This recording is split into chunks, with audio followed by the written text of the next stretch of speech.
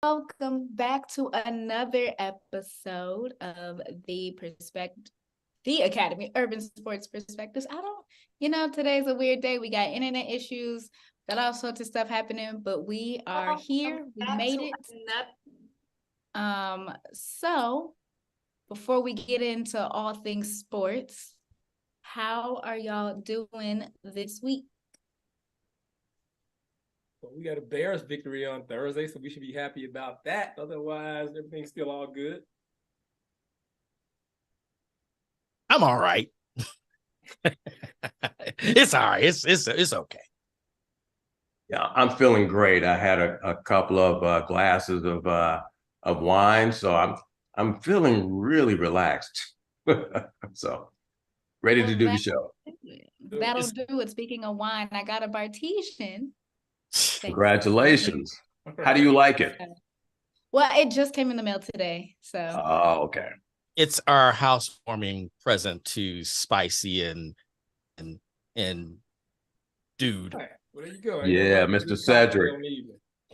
Yeah. So yeah, because Bougie had bought all these Christmas drinks, which she's actually drunk half of them already. That's not important. That's not why you called. But yeah, so we decided you either wanted we figured that, we give them either a TV or Bartesian. So I figured, SETI would say TV. And he did at first until he saw the Bartesian and how the Bartesian worked. And he's like, nah, fam, Bartesian. So that's what they got him. Wise choice. Just be careful. Well, we'll break it in this week. I got to go to the liquor store.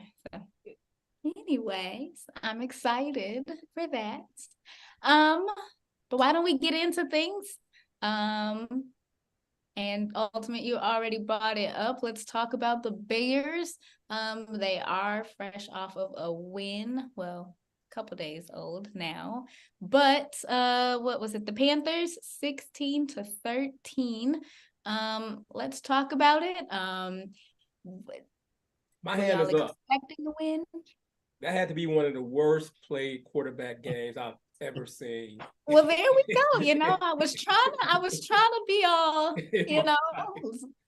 I was like, this is, and first of all, Bryce Young was the #1 overall pick. And I'm going to go out on a limb. I don't know if it's a limb and say he's a bust. He may not have weapons. He may not have this, but he looked terrible. It's the same feeling I got when I watched Trey Lance last year when they played the Bears. I said, this guy doesn't have it. I mean, he got some skills. He can do a little of this, a little of that. But in terms of just long-term success, I just don't see it. I don't care what his supporting cast looks like. I don't care if he has time or not. He looks like a deer in headlights. I don't see it changing. So anyway, my prediction is he's going to be a bust. He may be okay. He may get down the line, be some type of backup quarterback. But if he ends up being a Pro Bowl caliber quarterback, I'm taking everybody on this call to Jamaica. So outside of that. Really don't think he's going to be good then. Outside of that, like I said, the game was so poorly played in terms of the quarterback position, but the Bears did do what they had to do on the defensive end. They won the game. They kept Carolina. They knocked them back down to that #1 slot, which I know the Bears are happy about. Then we'll see how it goes. But the game was so bad. Even what's the broadcaster's name or the announcers? Al Michaels. They started Herb Street interviewing. What's his name? Kelsey. What's the Kelsey guy? Yeah, like a whole hour at one. Jason Kelsey on the game. Yeah. They just were doing everything other than talk about the game because it was so bad. But from the Bears standpoint, at least they got a victory out of it. They got to win, knock Carolina down. We've seen the last of Bagent, hopefully for the year. Not that Fields is a great quarterback, but he's definitely better and has more talent than Bagent. So we'll see. But my only takeaway was this is the worst quarterback game I've ever seen in my life. And after that, I kind of just let the defense do their thing and clap my hands once Carolina got knocked back down to #1. That was my take. There's some positivity there, I guess. Well, they won the game. That's That was what was positive about it. But they won, yeah, for me, as long as they win the game, I did not have high expectations of seeing a good game going into it because of exactly what you just said. We got a Division II quarterback, and then we on the other side an undersized quarterback who has not been having a good season. But it was a must win for the Bears because we just need the Carolina Panthers to continue to be the number one team in the draft. And so far they are. So as long as we got the victory, really, that's all I cared about. But for me, the rest of the season is about evaluation. You're probably going to have the number one pick. So at this point, if they haven't already made up their mind about Justin, they need to make a decision based on his performance. If he balls out, then I think you keep him. If he is not the guy and it's just clear because he just is still struggling, he's still holding on to the ball, then, hey, you got a number one pick or number two pick at the worst. I can't see it being any lower than number two. And you can get yourself another quality quarterback. Maybe keep Justin or maybe trade and get that second round pick that you gave up to get Sweat. But it's just about evaluation from here on out.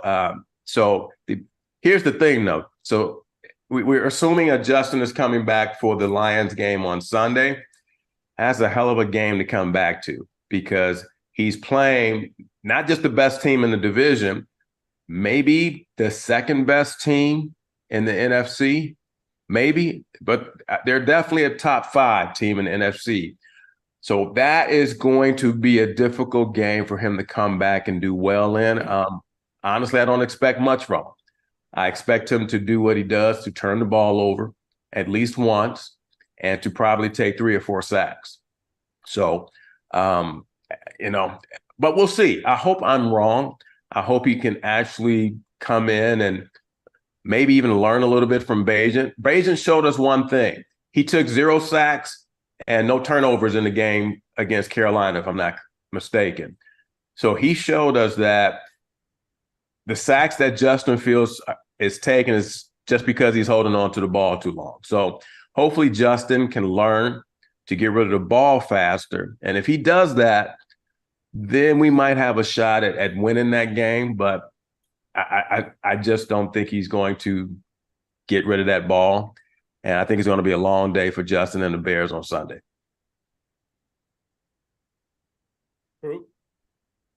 Well, I think it's a good for a pause, really. Okay, so here's the good news. Good news is Kyler Murray is starting again for the Arizona Cardinals. That's the good news. To get Arizona out of that. So yeah, you have Carolina is still your number one pick, which will be the Bears pick, because before last Thursday's game, it was actually Arizona was the one that actually had the number one pick. So with Kyler Murray coming back as a starter, because all of their backups either got traded or are now hurt, they have no choice because they just need a quarterback. And so they wound up winning against the Falcons on Sunday. So as far as the Bears game, I did not give it 1 second of my attention. Just for the simple fact. Number 4. 5, 6. That's 4. Okay. So anyway, I didn't give it 1 minute of my time because I just knew what was going to happen. And I knew that the Bears needed to win the game.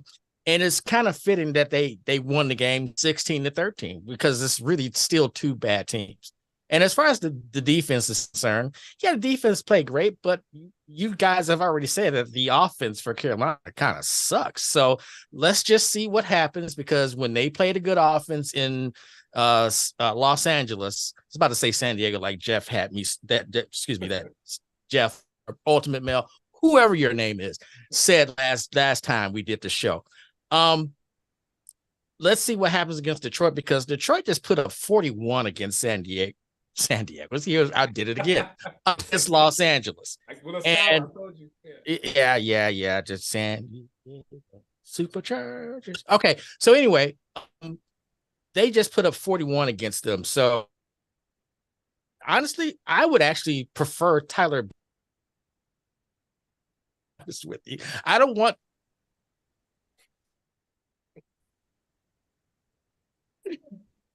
Okay, I'm back now. Okay, so that's 6. Wow. I don't now it says I get a download speed of 267 megabytes. It's lying, obviously, right? You Anyway, need 280. shut up. Like 100. D-Money, shut up. Anyway, I've look the the Bears are what 3-7. Here's some other good news. So are the Packers. Although I will say this, Jordan Love isn't as bad as I thought he was, say, last week. He's actually a little bit better than that, but he's still not Aaron Rodgers and he isn't Brett Favre. So that's good. That's good news. Other than that, I don't really have much else to say for Bears. Let's see what happens this week. I think they're going to get their clocks handed to them, though. I can see easily a 25 to 30 point win by Detroit. And no matter who is the quarterback, but I would prefer Tyler Bajan stay quarterback and have Justin come in the following week. Actually, the Bears probably want to put Justin in a bad situation, so they probably want him to start against Detroit. I think they're trying to set the narrative early to make the fan base know this is a clear-cut decision. So they put Justin in a bad situation. He plays bad. Their decision is easier for them to sell to the fan base. So I think he's definitely going to play on Sunday.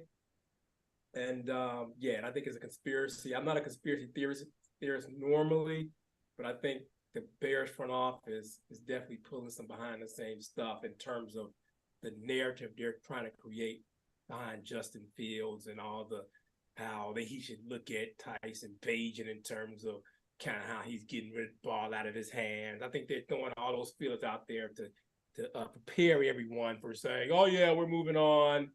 This is our next guy. As long as it's not Bagent, then I guess I can accept it. Here's the thing with if the Bears are actually doing that, which a lot of people say is indeed the case, because for whatever reason, Justin has said, I wish they would tailor a game plan, an offensive game plan to enhance my capabilities. And they're not really doing it. It's more so this is our system, and we like this Bagent fella because we think he runs our system better, instead of modify the system like what Baltimore did with Lamar Jackson a few years ago. And the Bears are either incapable of doing it or just not, or something more sinister is this, they just don't want to do it. And I guess with the guy, with Justin saying it out loud to the press, that probably didn't help matters in regards to that. But if they're indeed trying to say, see, this is not the guy and he's not playing well, but if you're trying to trade him, that's the wrong thing to do, because you're trying to get more for him and not less. Am I reading that right or no? That makes sense if you're being logical, but still, it's like this Bears front office thing. I'm still not 100% sold on the front office. Obviously not 100% sold on Eberflus as the head coach. Well, he's toast. 100% sold on Foles. It seems like he did make a good trade with the Montez Sweat thing. He seems to be playing well, but still, I'm still not sold on that front office and what their intentions are. So I wouldn't put it behind them. I mean, at this point, it'd be hard to change what his stock is. I mean, he can play well the rest of the year, but it's going to be what it is what it's going to be. Especially if the Bears intend to move on.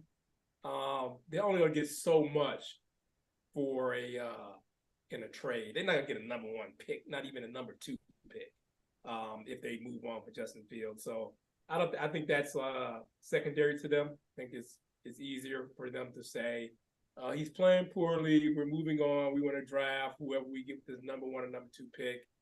It's just easier for them because they don't want controversy.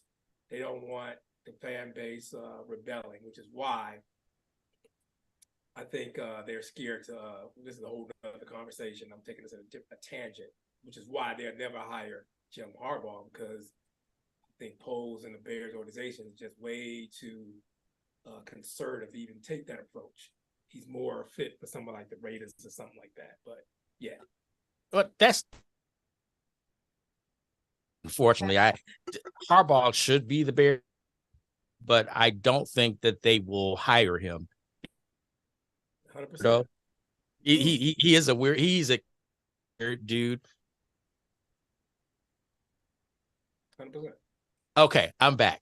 He was a kind of a weird dude. When I see internet unstable, I just stopped talking. I just stopped. So he's kind of a weird dude, and I don't know what is going on in Michigan. You got coaches crying after the games. Oh my God, he's not dead. You're going to talk to him in the next 20 minutes when you get back on the plane. Stop crying, dude. But anyway, and that's really unfortunate because and this is a question out to anyone. If you're a quarterback coming out of college, would you want to be drafted here? Given the reputation of what quarterbacks do or happen to quarterbacks here when they get here? Well, that's why it's important to have that coaching change in place so that when you draft, that there is clear to those draft picks, that those possible quarterbacks, that we have somebody here who is going to build a good system and somebody who can develop a quarterback. So, yeah, as of now, with the coaching staff that's there now, no, I'll stay another year. If the Bears have the number 1 draft pick, I'll stay one more year in college. I'll just do that. Or unless you trade me, I'm just going to tell the Bears, you can trade me, or I'm just going to stay another year. I am not playing for you. So they gotta make the changes, and they will. They're going to fire Eberflus. There's no saving his job. Just like the Cubs, right? The Cubs had a decent coach in Ross, but they saw an opportunity to upgrade that coach, and they did it. So I think that sends a good message to the Bears. Listen, you got, and we can't even say he's decent, but we need to upgrade the coach. We need to get the best available. But if they're not talking to Harbaugh now, they're not going to get him, because trust me, the Raiders are talking to him, making some offers. I wouldn't be surprised if some other teams are talking to him. Well, now, do you think it's possible to woo Mike Tomlin away from the Steelers by just offering him just some outrageous money? Because he's been there a long time and he might be ready for a change. I don't know. But if the dollars are right, do you think the Bears could steal him? Because he is, to me, Belichick's overrated. He is the real deal. Do you think we can get him if we give him the right money? I still actually don't think it would be a good fit because an offensive coach, and that's not Mike Tomlin. You need someone who is innovative on the offensive side, and that's where the Bears have always fallen short because they always hire someone on the defensive side, which is what we have now. If that's the case, you might as well keep Eberflus. I mean, I know that sounds, it's no comparison between the two coaches because Tomlin's never had a losing record for whatever reason. That dude just refuses to have a losing record. They need to do something different. And see, the Cubs and two totally different organizations. The Cubs did this with Joe Madden when they had a guy that was the Rick Renteria, who was doing a pretty decent job with a team that was to come. But then they saw that Joe Madden was available. It was like, well, you know what? They did exactly what they just did this time. They flew down to Rick Renteria's home and said, hey, sorry, fam. We need to go in another resident, just keeping it a buck. And they hired Joe. But the Bears, that's not that type. They're not that type of. I wish Kevin Warren would put that in them. But I mean,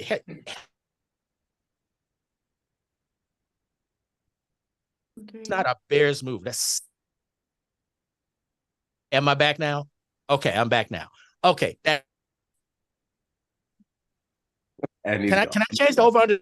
Well, okay. Anyway, so it's 10 now. The over under should be 10. Okay, it's 10 now. Okay, all right, fine. So I don't they got to go offensive. And it just sucks being a Chicago fan right now. The way I feel about that, I don't know Tomlin's contract status or kind of what he's thinking. He probably would be a good fit because I think he's in the last year of it. Great players transcend the system, and they can make a system. They can make any type of system work. Going into this year, and that's why I hate when people always be like, oh, he's in the wrong system. Oh, he didn't have the weapons around him. Oh, he needs this, he needs that. When you're a great player, you can make everything work outside of that. Coming to this year, no one was claiming CJ Stroud had a great receiving core. He had all these weapons and all this. No one was claiming he was in this perfect system that he fit into perfectly. He made it work because he's a great player who's having great success. People always want to make excuses for everybody when they're failing just because they are limited in talent, because they don't have the pieces around and everything else. Tom Brady for years didn't have a great receiver. He made it work. So all that's some bullshit. All that Justin Fields, we need to get DJ Moore. We need to do this. And when they had, what's his name? The other guy before Trubisky. We need to get weapons, whatever. Be a great quarterback, make good decisions with a good arm. You can make a professional receiver look good. If they made it to the NFL, they can catch the damn ball, they can run some routes, and they can catch some touchdowns. You ain't got to be Devontae Adams and DJ Moore and all this Justin Jefferson. You don't got to be that. You can be a guy with some intelligence, know how to run some routes, and if you got a good quarterback, he's going to make you look great. So I don't want to hear all that crap about, he needs weapons. Screw the weapons. And it's been proven over and over again, if you got the talent, you're going to make the other players look good. And like I said, CJ Stroud has proved that to a T, because no one saw this coming because he didn't have the weapons around, but he's still making it work. So for that reason, that's why I'm thinking maybe Justin Fields isn't the guy, because he's been the excuse has always been he doesn't have the supporting cast. You don't need a supporting cast. You may not win. You may not be to a position where you can win the Super Bowl or make a big run in the playoffs, but you will show your talent if you have it, regardless of what your cast is. So that's all I'm saying. So I was answering the Tomlin question. I don't think he's coming to the Bears. I think he probably is a lifer with the Steelers. But I think if you got a great quarterback, you can overcome whatever scheme the offensive coordinator is putting out there to you. And if you got to fit it to that person, that means they are very limited and they don't have a broad-based skill set to kind of make it work, whatever's thrown at them. So for that reason, I don't know who. Like I said, I haven't done any advanced scouting for all the Caleb Williams and the guy from Washington and all this. I'm not sure exactly what all their skill sets are, but we'll see. I think they need to be given a chance because I think Fields is good, but I don't think he's great. So we must well kind of make that change now and start on a upward trajectory so we can have maybe some success by the time they move into this new stadium, which they still yet to finalize. Where is that supposed to be at? Sorry. Go ahead. No, I just said, where is that supposed to be at? So I get what you're saying in regards to system and things of that nature. Let me ask you a question. Josh Allen's a pretty good quarterback, isn't he? He is. And they fired they fired the offensive coordinator. Why? Because the system sucked. So systems do matter. So well, and also he got a great receiver in Stephon Diggs. That's what really made the difference. Right. I'm not saying systems matter when in terms of are you going to make a deep playoff run or are you going to win the Super Bowl? I'm talking about just showing talent. That's what I'm talking about. If you got some talent, you're going to show this is a special guy regardless of the system. That's what I'm saying.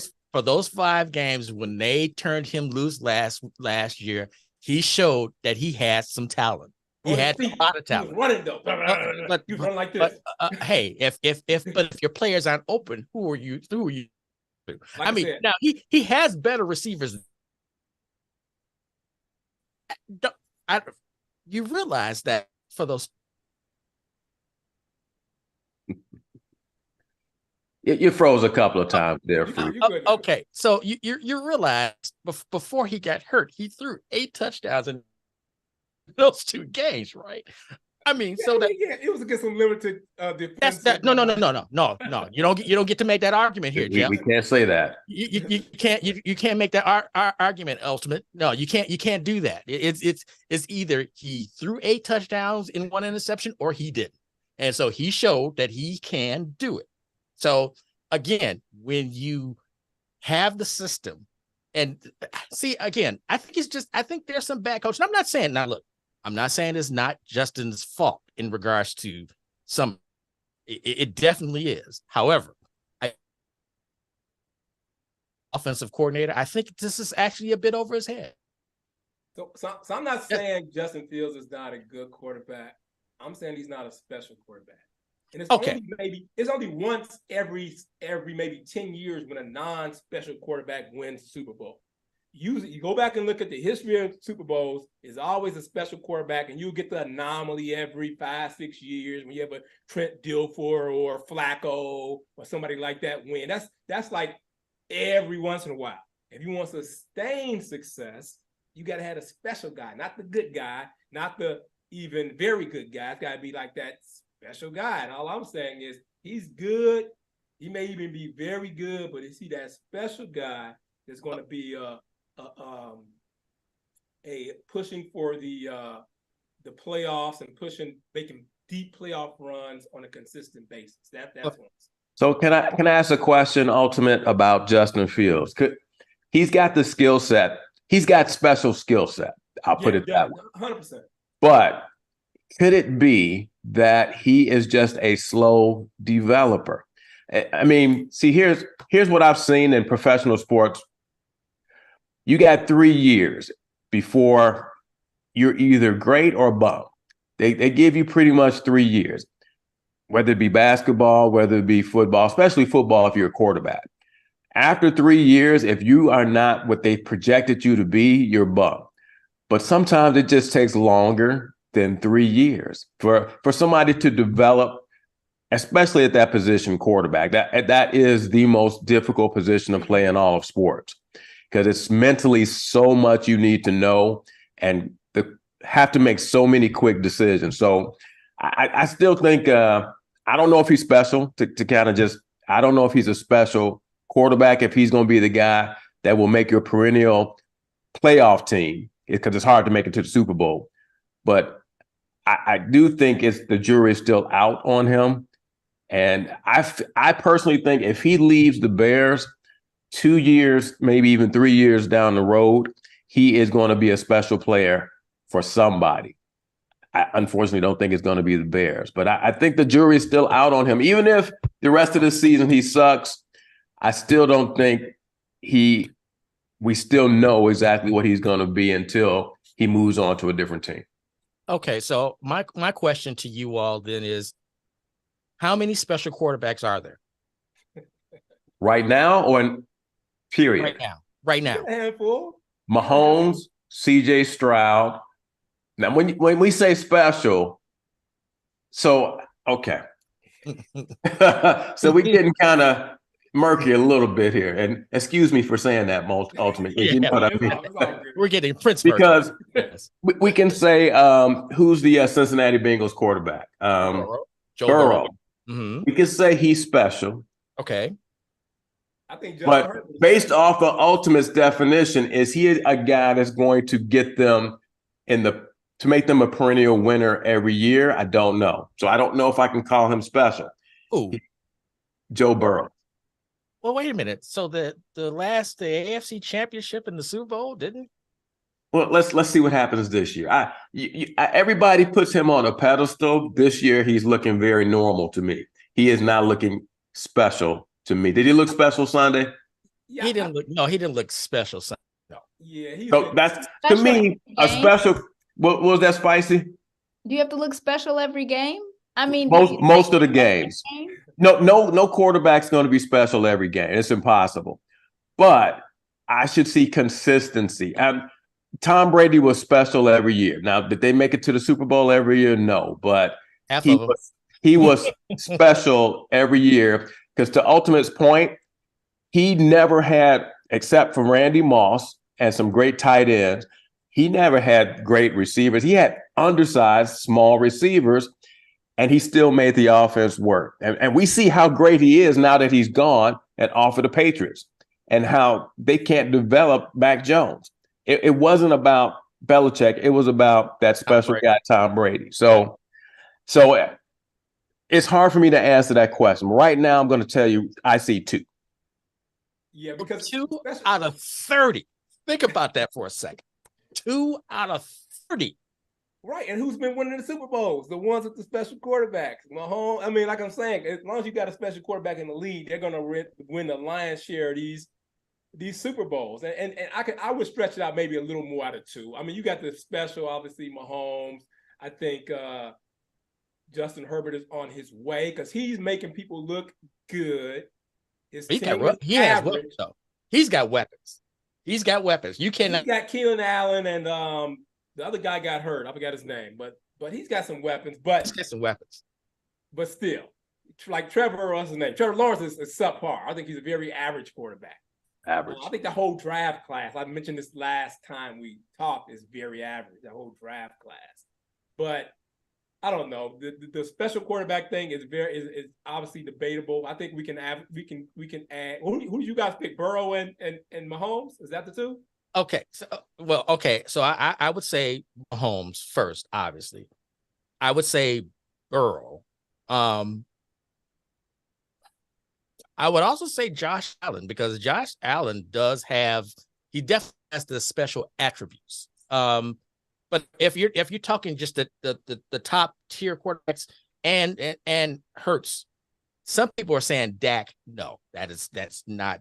Dak's doing great against the Giants, but I can also do great against the Giants. That's not even here nor there. So probably those 4 and Herbert. So those would be the 5 that are on the tier above everyone else. Now within that tier, it's different. It's Mahomes is top. Yep. No question about that. And then you have the lower to that. So on that top tier, that's still 5. That's 5 out of 30. Right. So you obviously still can win a Super Bowl if you're not in that top 5, depending on what the rest of the Lamar Jackson. No, you beat me to the punch. I was going to ask you, do you think Justin Fields has the ceiling of Lamar Jackson? Because in my opinion, Lamar Jackson is never going to win a Super Bowl. he's already topped out. I think his skill set is to the point where he's going to have a great regular season and he's going to fizzle out in the playoffs, which he's done every year that he's been in the league. And I'm thinking, do you think Justin Fields can ascend that? I'm thinking he's almost on par with that, where he can have these big numbers in the regular season, but when it comes down to playoff time, when that computer has to be faster, your processing speed has to pick up. All the physical ability in the world won't matter because it's not going to work against those upper echelon defenses that you're going to see in the playoffs. So what I'm saying is that I'm thinking Fields is right now a bootleg Lamar Jackson. Maybe he can get to that level, but Lamar Jackson hasn't won anything other than MVP. He hasn't had any success in the playoffs. Other than MVP. Think about that for a second. So no, that's individual. I'm talking about that's an individual success. That's what I'm saying. It doesn't need to. That's like having Zach LaVine score 40 points, but he ain't finna win no championship. That's a little different. It would be like Zach LaVine winning MVP and the Bulls don't win a championship. That's totally different. Totally different. So can we go back to special again? So sure. I'm going to define it this way. Mm-hmm. All special players in general, when they go to the playoffs, special players actually have better numbers in the playoffs than they had in the regular season. Let's Michael Jordan, his scoring average usually in the playoffs was a little bit higher than in the regular season. Tom Brady, again, we kind of keep going back to him, but in the playoffs, he would take things to a whole nother level. So special is a big one. That's a tough to be special. So to me, who in the playoffs takes it to another level where they're even more focused and better in the playoffs than the regular season? Mahomes, definitely. We can say that for him. But who else that you've seen that in the playoffs, they play better, consistently better? That's how we eliminate Zach Prescott, right? Or Dak. He chokes in the playoffs. So he is never going to be special because he melts under the pressure. special players play better. Now, good players still play well under pressure, but special players play great under pressure. Who is that besides Mahomes? Kirk Cousins. I'm just playing. Wow. You are just Who? Craig. Oh my God, Kirk Cousins. oh, He is the okay. opposite of that, Spice. I know. I'm But just. that further emphasizes my point. So now it's down to 1 out of 30. they're hard to come by. And let's be honest, do we ever see a special quarterback coming here and performing specially? Jalen Hurts might be special. He might. I'm going to see him in the playoffs again this year to see what happens. Now, he played his ass off in the Super Bowl. Yeah, I think he's a special system guy, but yeah, I don't think he can work in every. I don't think he can work in every. Wait a minute. Again, it's 1 out of 30. In the system he's in, I think he's special, but he's not a special overall guy. Right. Again, 1 out of 30. So, I mean, special. What I'm saying is special is very hard to come by. And let's be honest, the Chicago Bears are the organization where quarterbacks and wide receivers go to die.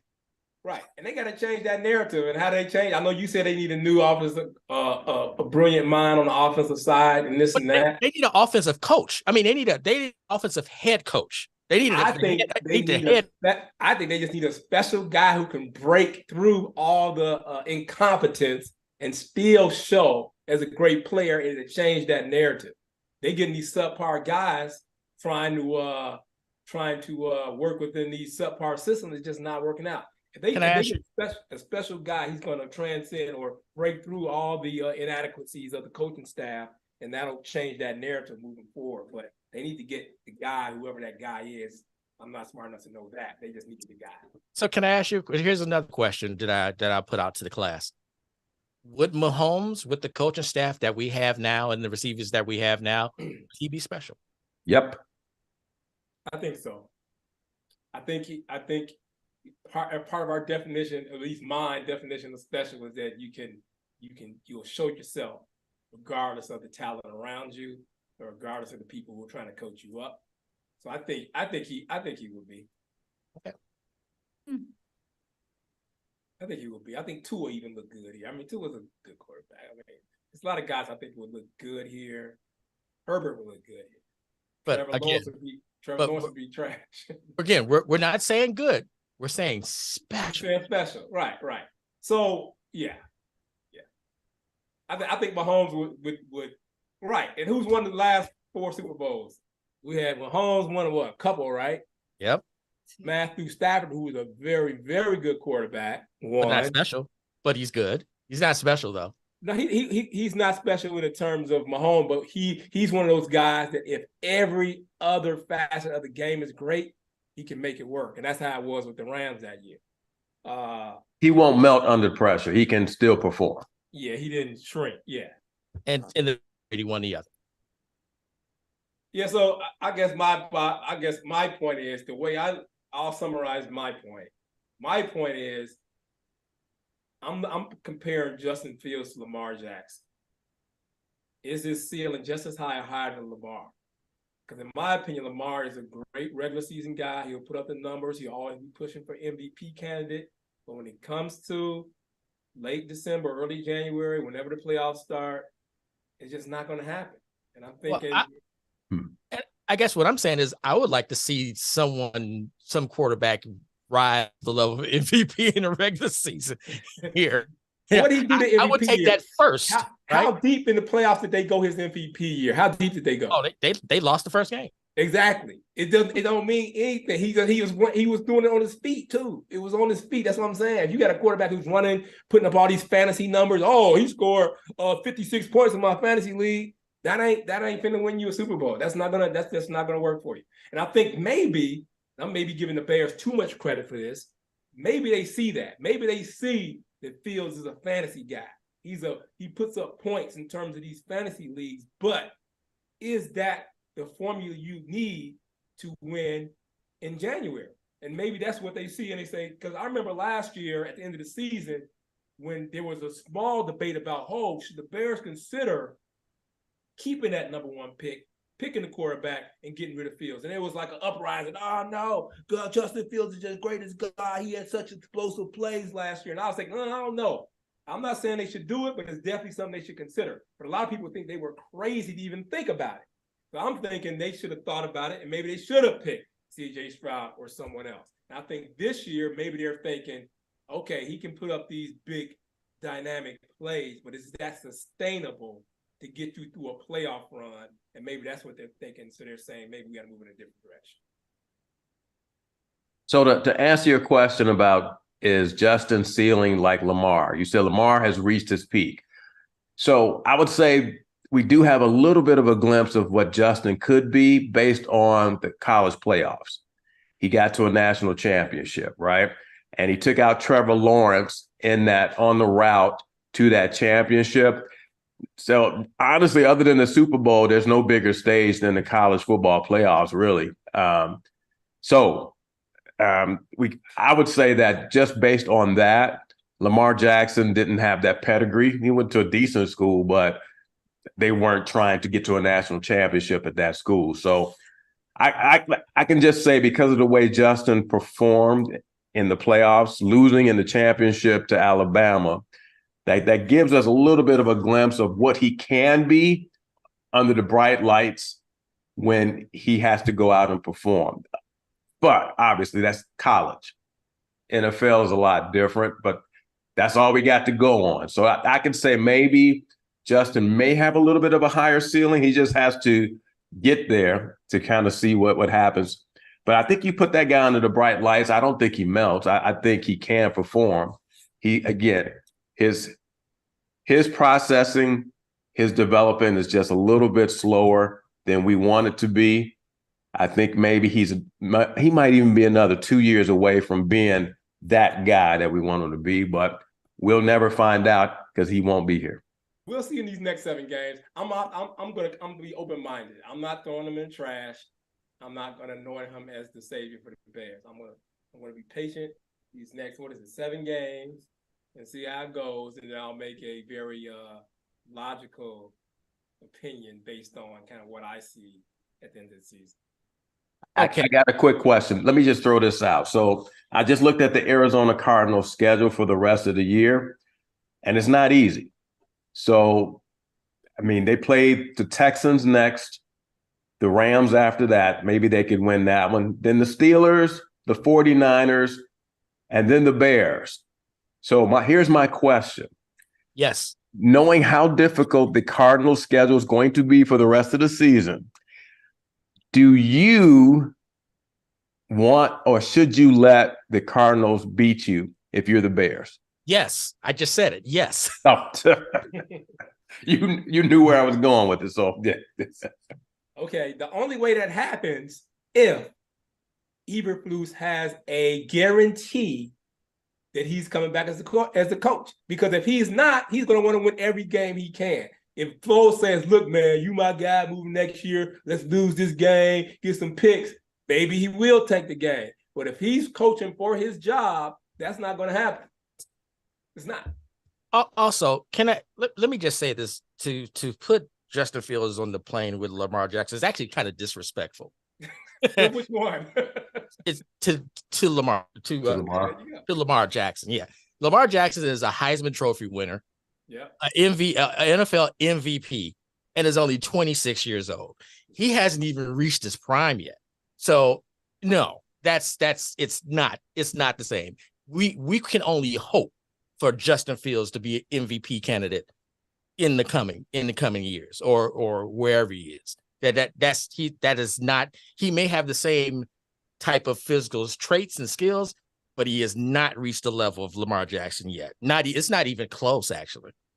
Yeah, I mean, you. I guess you're right, but a lot of people will argue. First of all, when Fields was running up last year, they was like, "Oh, he's a better runner than Lamar." A lot of people were saying that in terms of his feet. Another argument would be Lamar's just in a better system. He's in a better organization. No, you know what they did with Lamar? They actually made the system to be around him. Yeah, they did, and I think right, and that's go back to my previous point. Is I think the Bears think that type of system is not a Super Bowl winning system. That's what I think. It's good for the regular season, it's good for your stats. But when it comes to playoff time, crunch time, that's not a system that's going to take you deep. I think that's what the Bears think. Okay, so let me just keep it a buck here. So they got this guy from Green Bay, right? And this is his system, right? Yeah, gets. Let me just give you this one stat.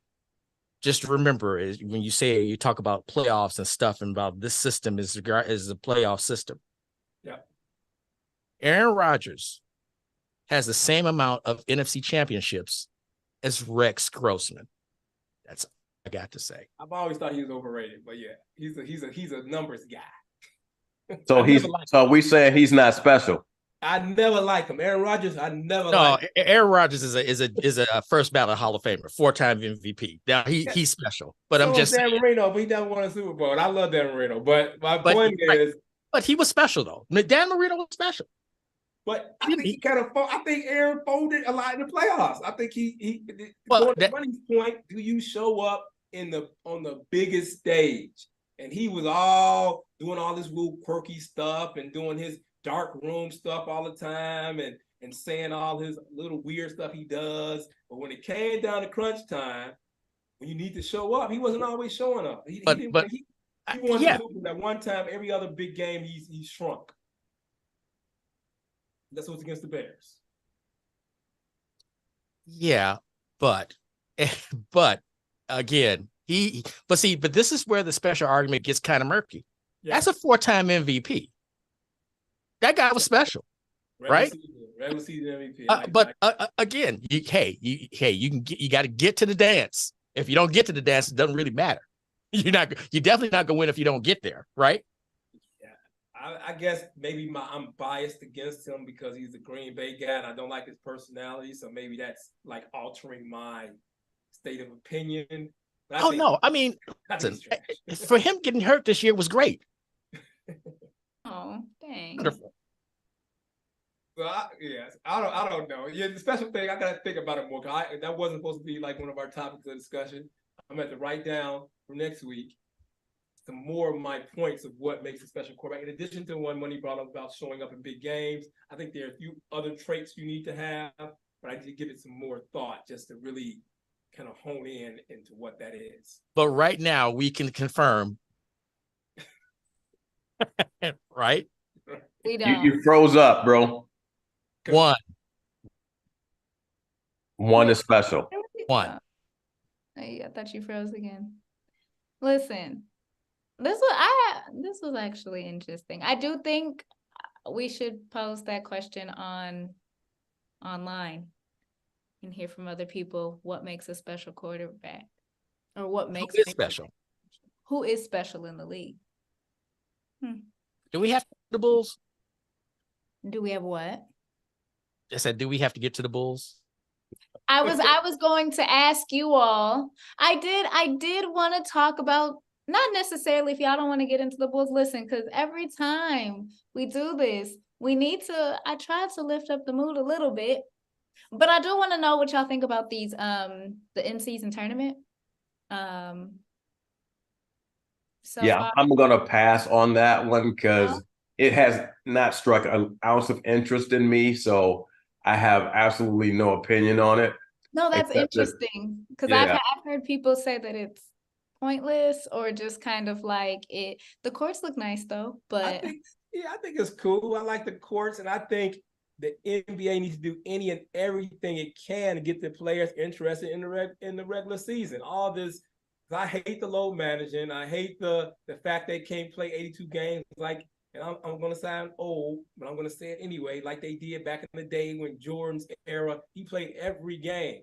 He didn't limit his minutes, and he still made it through the season. So why are these new guys and all this advanced technology, advanced fitness, all these advanced dietary supplements and everything else, they can't make it through a season without getting hurt, and they complain that they can't play back-to-backs and the season is too long. I'm just not getting it. So anything that NBA can do to try to drum up interest from the teams themselves to want to put more emphasis on the regular season, I'm down for. I think it's cool. I mean, they win what, $500,000. They get to play in Vegas at the end of the tournament, all that kind of stuff. So I think it's just a little twist to put a little bit of spice, no pun spicy, a little bit of spice on the regular season, and maybe it'll draw some fan interest. And I like the course. The Bulls red course was like being hound some LSD or something. You know, it was just all psychedelic and just crazy, moving around, and that kind of vibe thing was going on. Yeah. So word has come out that they're now shopping Levine. For sure. And probably D-Row after that. And definitely. And if you remember, we talked about this a couple of weeks ago. I said the Bulls are going to be the first team to have a fire sale, and looks like that's going to happen. I think the whole team will be turned over by the end of December. Vooch's going to be gone, Levine going to be gone, DeRozan going to be gone, and they should. This just isn't working. Why play around with it any longer? Levine is just taking a step back. I don't know what it is. He finished last season so strong in terms of his numbers. His second half was as good as anybody. He's gotten off to a very slow start. Last year, he had an excuse because he was coming off the surgery. This year, I looked up before the show started. He's only shooting 41% from the field, 31% from three. That's like bench player number. Last year, he ended up with 48%, 49% from the field, shooting about almost 38% from the three. So he's just got off to a slow start. I think part of it because I don't think it's a conscious thing. He's just not interested in being here anymore. He's not focusing. He already has a limited skill set anyway. And with his lack of wanting to be here, I think that's just carrying over. He just needs to get moved, put him somewhere else, get in some, I guess it has to be draft picks, and kind of see what we can do in the next 5 years. But it's definitely not going to be an overnight fix. So do you hand the keys to Pat Will? No, he's trash. He's like worse than Bryce Young. Like I said, Bryce Young's a bust. I'll say it here first. P. Will is a bust. If he was a second round pick, late first round, I'll say, okay, he's okay. But as a number 4 pick, you expect more. He's a bust. Simple as that. And they said that man wanted $200 million. Right. He was crazy. He's on some LSD. He's smoking something. He wanted some $200 million after his performance. He's crazy. He's crazy. So that's another thing I want to mention. So Pat Williams is a failure. The Bulls' current roster construction is a failure. So why don't we got more attention on AK and Eversley regarding what they're doing as opposed to just the players? Because they've had some time now, and you can blame it on Lonzo Ball not being here, but they've had some time and they haven't done anything. They just as bad as the Gar Pax era. But they're going to get a second rebuild though. They will, because no one's even talking about them not getting a chance. But they need to be looked at a little closer too. They haven't done anything.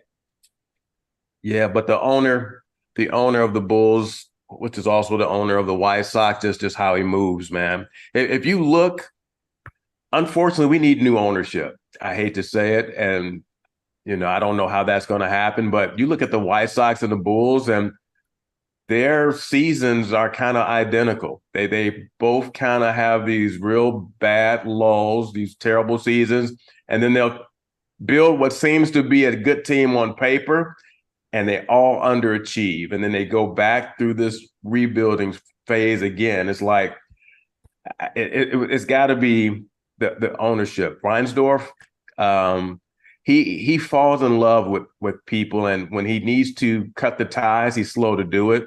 So unfortunately, we're going to have this fire sale on the Bulls, but we got this same bad management that's just going to probably build another crappy team. And let me ask you, what player is going to want to come here? I mean, we talked about what drafted quarterback would want to go to the Bears. What quality NBA player is going to want to come and play for the Chicago Bulls? Who?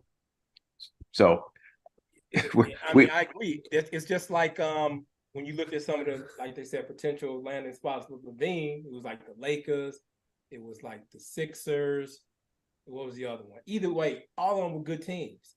So what are you going to get back? If you get draft picks back, they're going to be trash picks unless they get somebody else pick because they're not going to be in the NBA. It's got to be a lottery pick. If it's not a lottery pick, it doesn't matter. you get lucky every once in a while with second round pick like the Joker or somebody. That's not normal.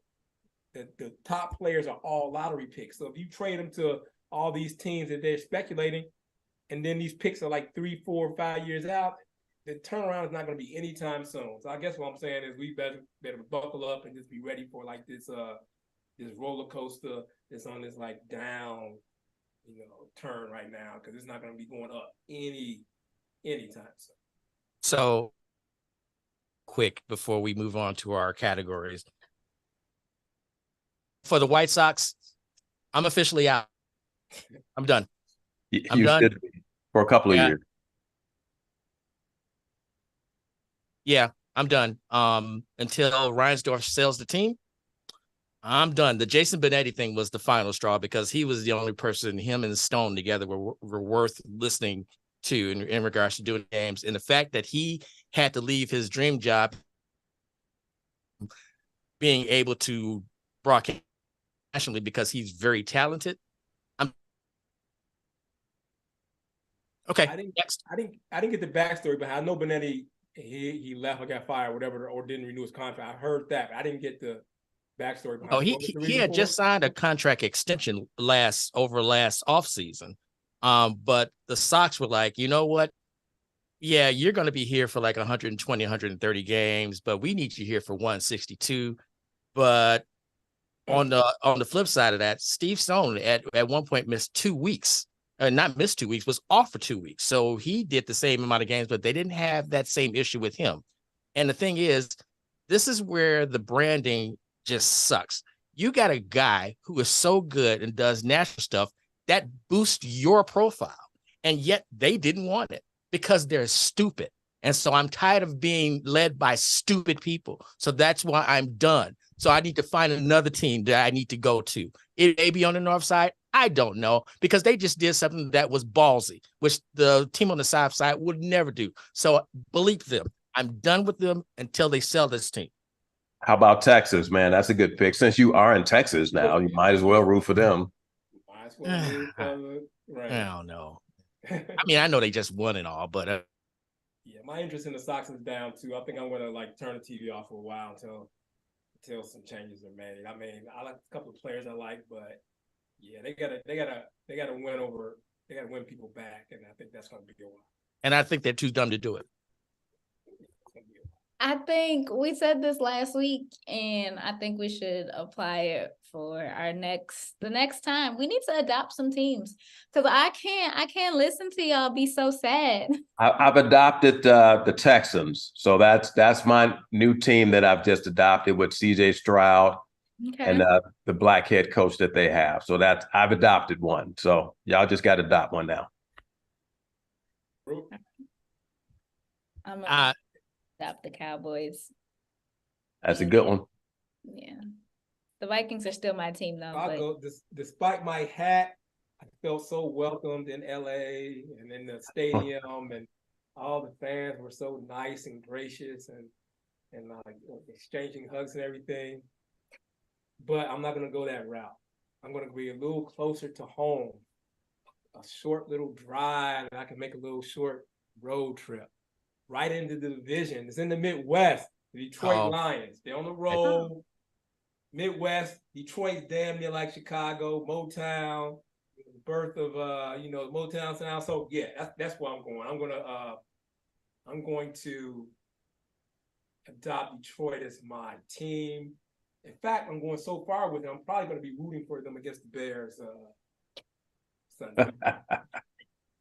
I'm taking my adoption seriously. This isn't like a play thing. I'm serious about this. You know what, Jeff? I you know what, Ultimate? With you. I'm actually with you in regards to the Lions. There you go. I got family in Detroit, and they're excited. There you go. Lions. Right. They've been down for so long. I don't think they've ever been up, to be honest. They've been down for so long. Why not them? Give them a chance. Last time they were in the playoffs, Spicy wasn't born. Wow. Yeah. When was that? Early 90s. 1991. Oh, man. Right. They're going to be after Justin Fields on Sunday. We see how that plays out. Well. I missed the game because I'm going to be out of town, but be checking the score. Well, hopefully the next time we revisit this, it won't be as sad with our adoptive teams. So we'll check in with those. But I do want to move on to our segments. My favorite time. So let's start with ultimate performance. You know what? I'm gonna keep this one simple. It's not gonna be any like behind the door talking stuff. It's gonna be real simple, field, performance-based type stuff. And to be on the positive side, to give the Bears some type of like kudos and like an A+ or maybe it's a B-. It doesn't matter. The Bears, anything over a C is good. So in their performance last Thursday, like I said before, the quarterback play was like some of the worst I've ever seen in terms of Bryce Young and Tyson Bagent. And maybe that's the reason why the defense looks so good. But I need to give Bears some props at some point. So my ultimate performance this week is going to be the Chicago Bears defense. I don't know if it's because Matt Eberflus is finally getting his message across. I don't know if it's because they just were playing a trash quarterback, or I don't know if it's because they got Montez Sweat from the squad. But they only gave up, 13 points. They made the rookie quarterback look like he should be playing in high school. So this week, I'm going to give the ultimate performance to the Chicago Bears. Oh, hey, and remember, they only gave up 6 points. That's right, 6 points. One was a special team. Mm-hmm. Chicago Bears defense. Let's see if they can keep that going against Detroit, even though I'm pulling for Detroit next week. Yeah. All right. Well, that was nice of you. Hot garbage. Hot garbage. So, I almost went outside of sports with hot garbage to the young lady who refused to get out the car and go to Cheesecake Factory. So, I really wanted to give her my hot garbage. Hell yeah. But I decided to keep it in sports this time.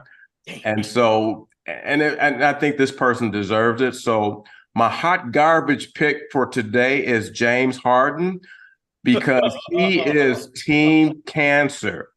I don't know how Philly got the Clippers to take him. I don't know all the ins and outs of that deal, but whoever closed that deal on the Phillies should be given a bonus check, because this dude, so he leaves Philly and they win, I think, 6 in a row since he's left, right? Mm-hmm. Goes to the Clippers, and I think they've lost 4 in a row when he's playing. So I think it's kind of clear what he does for a team. And if you just go back before he went to Philly, when he was in Brooklyn, even in Houston, those last couple of years were not good. Mm-hmm. Clearly, his best days are behind him. But not only that, but he's clearly a cancer on the team, a diva. So anyway, so the big winner of that one is Philadelphia. So kudos to them. But definitely, James Harden, you are the epitome of hot garbage, sir. And I hope some way, somehow, you can find this on the internet, me talking and calling you hot garbage. Hopefully your days in the NBA are limited and over soon. Punk. I think they're going to unretire his number at the strip club in Houston, but that's not there. So, Man. All right, yeah. Rising star. I have 2. The one which I thought with the ultimate performance from Ultimate Male was going to be, but on the pro side, it is CJ Stroud. Set the rookie passing record, threw for 470 yards in a game. No rookie has ever done that. 475 touchdowns, no interceptions. For the past 2 weeks, this guy has thrown for over 820 yards, 6 touchdowns, 1 interception, 1 rushing touchdown. And his team is now the actual 7th team in the AFC. They're actually in the playoffs. If the season were to end today, the Houston Texans would actually be in the playoffs, no one saw this coming. CJ Stroud was a great quarterback at Ohio State. He couldn't win the big game in Ohio State because he lost both years to Michigan. However, he has turned out to be a special pro to this point. One on the college side goes to Jaden Daniels. quarterback for the LSU last week. He became the first back in college football history and rushed for over 200 in the 2. Yeah, you're breaking up. You guessed it. 372, 234 rushing. It's responsible for 6 touchdowns. This guy has 3,000 yards passing already this year with 30 touchdowns, 4 interceptions, and 916 yards rushing this year so far. So those are my 2 guys. Those are my rising stars. I'm always amazed by just the stats that you have off the top of your head. I know, it's crazy. I can't do that. All right. I guess it's me. Doing too much. Okay, we're talking about special quarterbacks. Patrick Mahomes. He's superstitious. And he says that he wears the same underwear for every game. It's good luck. But then, then it got into, well, sometimes I wash it, sometimes I don't. If it's a good game, then I won't wash it. I think it's gross. We didn't need to know. He said it's been the same underwear since 2017. Gross. Wash it. That's all you gotta do. And stop sharing your business. That's what I think. It's Gotta wash Harden it. did the same thing. Who? Same thing. He wore North Carolina shorts underneath his uniform every game. Jordan, yeah. And that's fine. Just wash them. They weren't the same shorts there, Fruit. It just had to be North Carolina. They were clean. And I'm sure over his career he changed them and got new ones. But I don't know. Jordan was pretty superstitious. I don't know about that. Now, I can be superstitious. I don't open up my umbrella indoors. You can't split the pole. That, that's normal stuff. all great players are superstitious, by the way. They have something like Tiger Woods on Sunday. What color does he wear? So Red.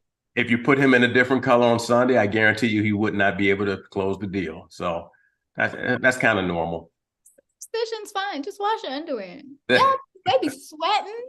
Well, I mean, but hey, if you're winning the big games with it, do what you got to do, bro. I'm down with it, man. Hey, we don't have to we don't have to deal with it. His teammates do.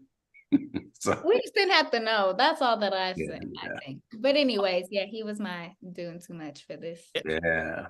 week. By the way, splitting the pole, painful. What? Go ahead. Go ahead. Next. So Spicy, can I ask you a question since we've done talking sports? Can we go back to the Cheesecake Factory girl? Uh-oh. So now you're in a serious relationship, long-term relationship, but you're still in an age group where you may still have similar thoughts to people in your age group. So what do you think about that young lady's decision not to go into the Cheesecake Factory because it was a first date? She thought she looked too good for the Cheesecake Factory. Okay, I don't want to be mean, but like first of all, it was ridiculous. I think the whole video was fake because whatever. But even if it is real, I think it's ridiculous. Also, I mean, I don't like to be mean, but she was a regular girl. She was average. She was average. Special. And on top of that, in the video, I don't know, it was just rude. Like, anyways, and then the guy said that he had made reservations for her to go to Nobu, but then she was late. Hour late. Yeah. So what do you expect? It's just and then to sit there and try to embarrass him, I'm like, come on, like go in the Cheesecake Factory. I like the Cheesecake Factory, but it is The chicken Romano.